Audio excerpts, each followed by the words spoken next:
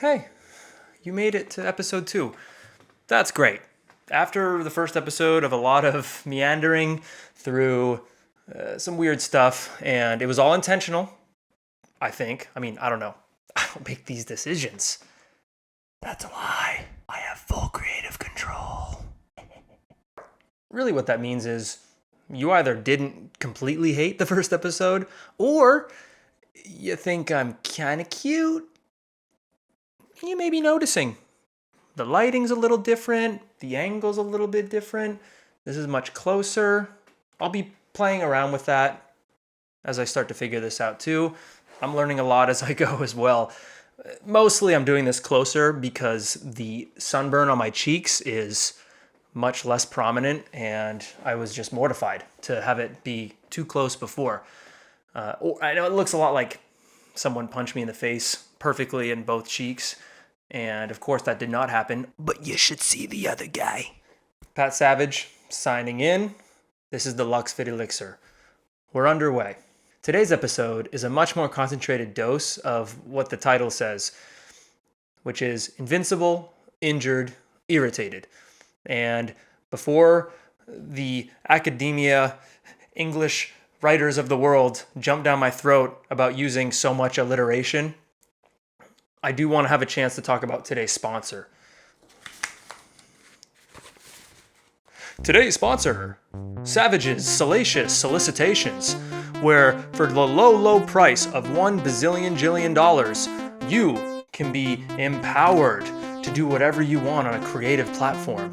But wait, there's more. If you order in the next 600 years, you'll get this for 100% off and have the freedom to do it whenever you'd like. Thanks again to Savage's Salacious Solicitations for sponsoring today's video. Let's get back to the content. What do I mean when I say those 3 I words right in a row like that? Let me start by presenting you with a quote that I've heard many times in my life, and it goes a little something like this. I'll add a little flair. You just wait till you're my age. Everything's gonna start to hurt. Of course, that's in reference to the body. People in their sometimes even 30s, 40s, 50s, of course, it starts to really become prevalent as people enter late middle and elderly age, where they're insistent that once you reach a certain age threshold, everything just starts to hurt. You might be just going down into the Lazy Susan to get a little Tupperware, and my knee! Dang, what happened there? And then you have knee pain for 3 months, 6 months, forever. I don't know. Maybe you're shoveling snow off the roof and the snow collapses under your foot and you do a little twist of the ankle. Very random activities can cause very long-term pain. And we've resigned ourselves to, well, yeah, that's just old age. I've taken issue with the wait till you're my age adage for a long time, albeit not for the same reasons that I believe in that now. It definitely started with my stubbornness that I had and definitely still have. Anyone that knows me can attest to that. But when I was a kid, let me tell you, I could not be told anything about how dangerous the activities were that I was doing, including jumping off of roofs, trying to be like Link in the Zelda games, the way he could fall off of an entire mountain, called Death Mountain, by the way. I don't know. It's a video game, but let's say it was probably 100 meters up, and just fall, and he's going, and just a little flick of the joystick at the right moment, and you roll into it perfectly, no damage to your health. I was trying to live that life. So then in comes Sonny Ralph. Hey there, Patrick. You just wait till you're my age. You won't be doing things like that anymore. My response to that was, piss off, Pops. I am invincible. Hence the first I. I think it's safe to say that I was living a more extreme version of an invincibility complex, and this extrapolated out in a lot of ways into my teenage years, and I won't delve into that. But the main point is that I took it to the limits and was super fortunate to never have a major injury or injure anybody else severely from it. But that invincibility complex was happening during my formative years. And of course, I entered college and started working out more, doing more intensity. That's a barbell going overhead really fast. That's me lifting another really heavy weight really fast. That's me deadlifting really heavy. And slowly but surely, without me even realizing it, my invincibility had completely worn off. And it seemed overnight, it certainly wasn't. I'm waking up with aches and pains, as I had alluded to in the first episode, all the time. And because I had such an ego about it, I didn't tell anybody. I thought, oh my goodness, if I admit to anybody that I'm injured, they get to say, I told you so. Pops gets to see me for winter break and be like, I told you so, sonny. You're not such a young whippersnapper anymore. So, of course, I keep my mouth shut throughout all that time, and I'm just quietly pushing it. Other people maybe can't relate in this exact way with lifting weights or doing like high-intensity fitness workouts, but you hit a point and then you're injured. Hence the second I. That middle phase is very sneaky. Quiet, quiet, quiet, quiet, quiet, quiet, quiet, quiet, quiet. Boom! Injured. So then, I start noticing things in my daily life that are totally unrelated to health and wellness and working out that are really bothering me. And it might be just interpersonal communication. Wow, your taste in cutoff hoodies is awful. And I would go home seething about this and not noticing it at the time, but I would just be kind of like, my body hurts. I'm pissed. This is all so shitty. My life sucks. Repeat for a million different things over the course of years. And so just like that middle injury sequence, which sort of ramped up, quietly, sneaky, injured. Same thing happened with the irritated phase. I thought I was totally fine. I thought I was emotionally bulletproof to people throwing their opinions at me, disagreeing with me about something, arguing with me, having ideological differences, slowly. And then I just noticed I'm angry all the time about everything. And I made that observation, but I found myself totally unable to make a change. Okay, interlude, tiny funny little story because this is really cute. Someone that I used to date many years ago, we had this running joke about me turning over a new leaf, and every time I would do something like have a mini burst of road rage, I would do it, and then some time would go by, she would say nothing, and I would say, oh man, I really gotta relax about that stuff. You know what? I'm just gonna stop freaking out on the road. Even if somebody does something totally inconsiderate, I'm just not gonna pay it any mind.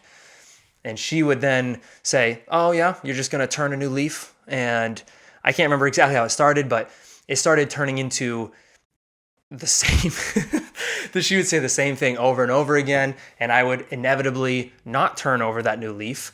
I would revert right back to how I was. And internally I knew, I was like, why am I such an asshole sometimes?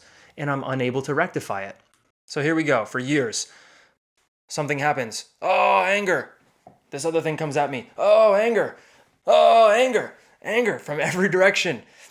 And I was aware enough to not blame it on other things, but I could not figure out how to not get angry. Fast forward now, let's go. I reach a point where I now have started to heal my body. I'm no longer in pain every morning when I wake up. My body feels good. I have good movement. All my range of motion feels so smooth. I can go into a gym and do a workout, maybe not as well as I did 10 years ago, but I feel good while I'm doing it. I feel good after. And I'm not really paying attention to much else other than doing my job and taking care of my body. And wouldn't you know, I'm suddenly not getting nearly as angry. And then it clicked. For me, being in pain was making me so irritable all the time. And I'm going to get to this in much more detail in a few minutes, but this is not to say that I went from my body hurts to I'm healed overnight. But there were some stages where I would wake up maybe after a week or 6 weeks went by, right? These timelines are super varied. And I would be thinking, wow, feels good. Dang, I got some great range of motion here.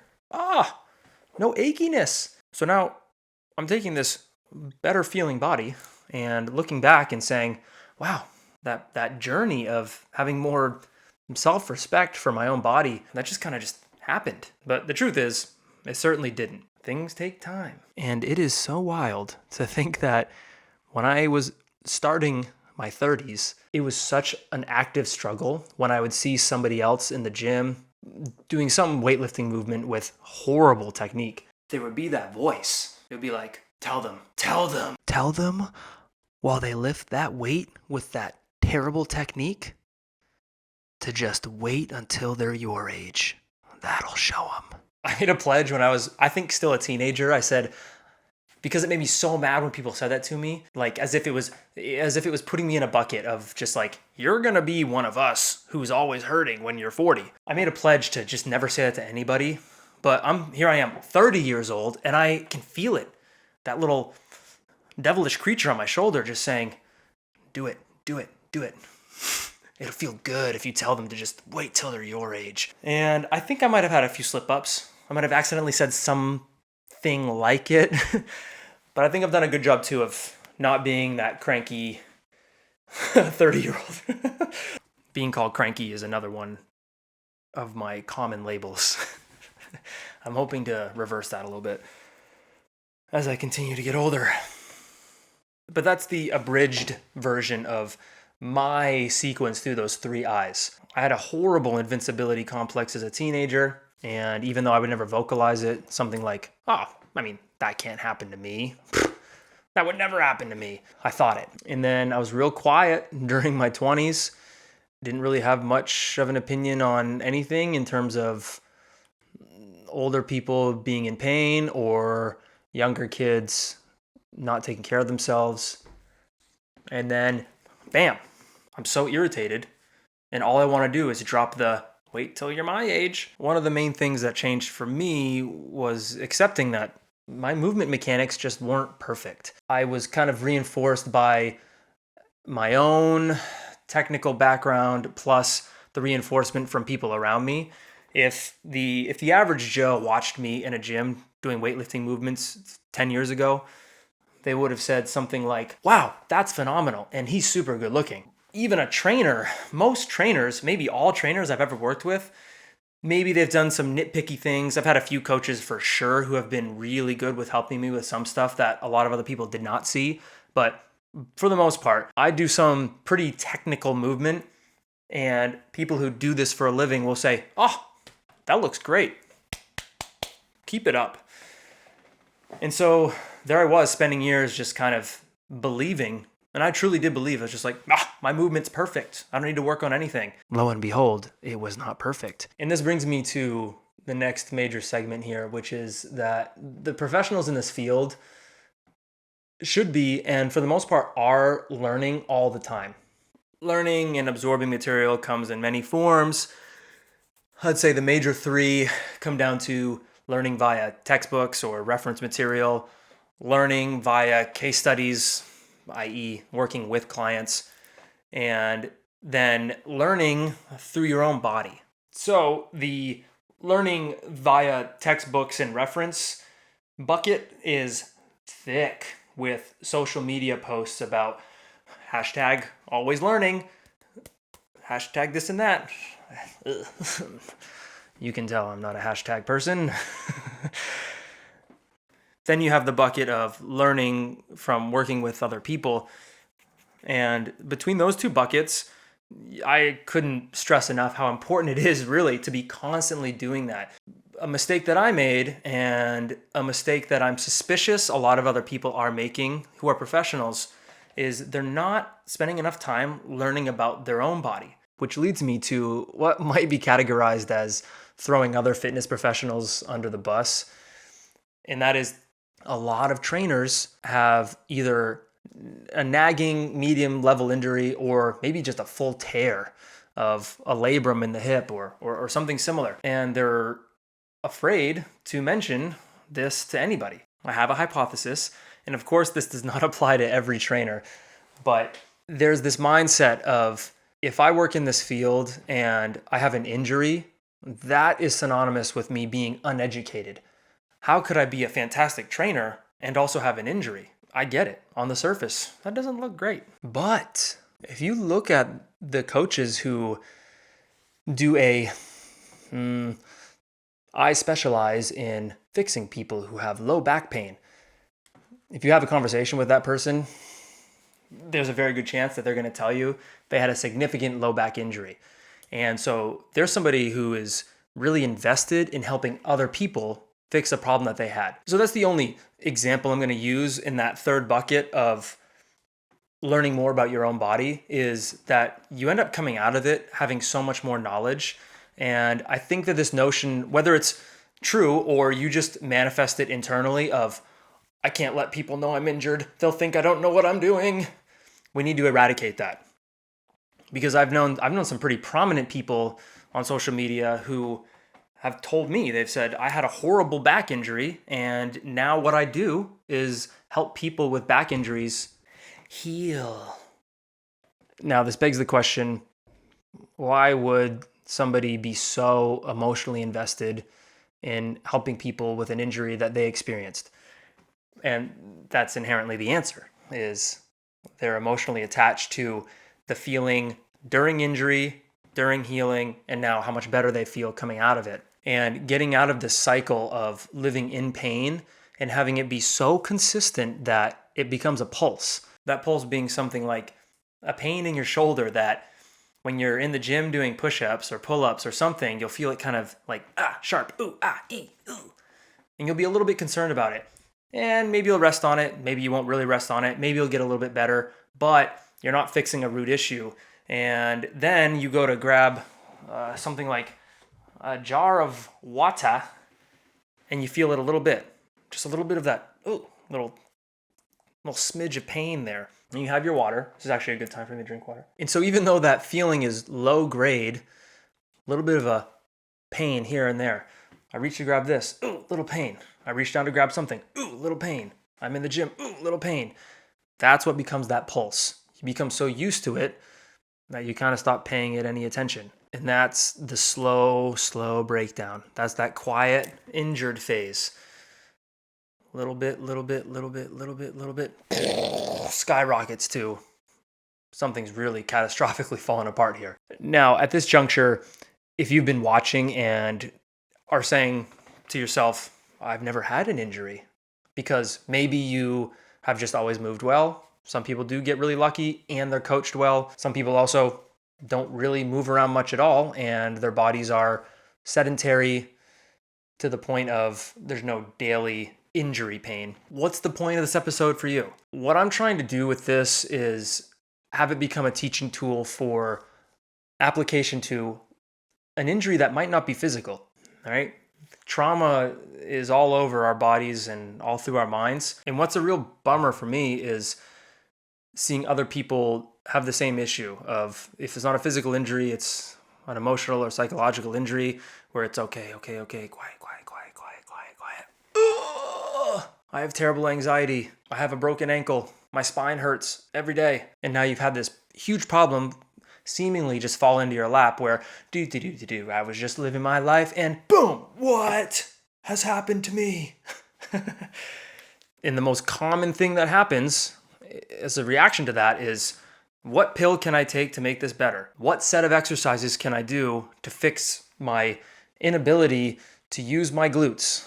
This applies to everything. We're living in a world where people have made mountains of money selling you something that's a quick fix. And with rare exception, that's just not the case. It feels pretty far-fetched to chalk it up as a coincidence that people I know who are moving really well and are really grounded within themselves just happened upon that. They're almost always coming with a lot of shit that they dealt with. And as you get to know those people, you'll find out that they had a terrible knee injury when they were a teenager, or they were in a horrible car accident and it really changed their perspective on life. And to add to that, I also don't know anybody who's been through some shit who fixed it with a pill or a set of exercises. So if you or someone close to you has been saying something like, I tried that, it just doesn't work for me. Yeah, I tried walking every day to improve my mental health, but it didn't do anything. I did that packet of physical therapy exercises for my knee, but it didn't heal me. Did you try exercising to improve your mental health for an amount of time that appropriately matches how long you've been dealing with the trauma that's caused your issues or your chemical imbalance? I don't know. That's for that individual to figure out. Did you just half-ass those physical therapy exercises in the brochure? I don't know. That's for the individual to figure out. What I want to do, what I want to help people do, is encourage that discipline and consistency are vital. You can't exercise for 1 week to combat 25 years of disparaging mental trauma. These common paths are what lead me to believe that you'll go from saying, I tried that, even though you didn't. It doesn't work for me. You didn't give it a fair chance. It leads me to believe that a lot of people get caught in a cycle of going, I tried that, it doesn't work for me, becomes,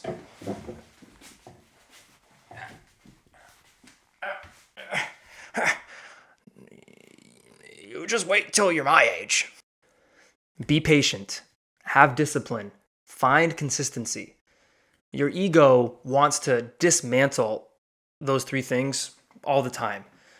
Finding a rebuttal for that can be really effective, and that's definitely what I needed to do. And my version of it was finding a way to self-serve and feel gratified while helping others. And I happen to be working in a field where that's pretty easy to do. But the reason I work so much with fixing acute or chronic injuries is that glint in their eyes when they come in and they look either disheveled or completely hopeless. And they'll say, oh my God, I didn't know that this was supposed to feel like this. I haven't, a million versions of it where it's basically something along the lines of, this has been hurting for 20 years and you just did 3 exercises and it makes so much more sense now. And I become that Jack Nicholson meme, I become that. I'm like, yes, let the love flow through you. I really love it.